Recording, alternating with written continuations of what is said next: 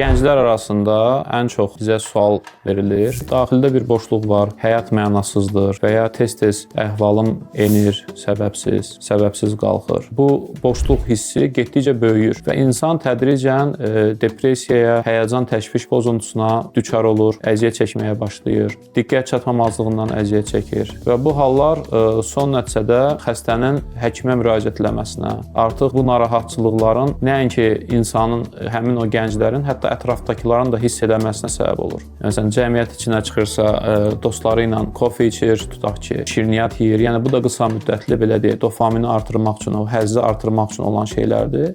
Gülür, danışır, evə gələn kimi yenə elə bil ki, işıq sönən kimi hər şey sönür. Burada səbəb sözsüz ki, çoxdur.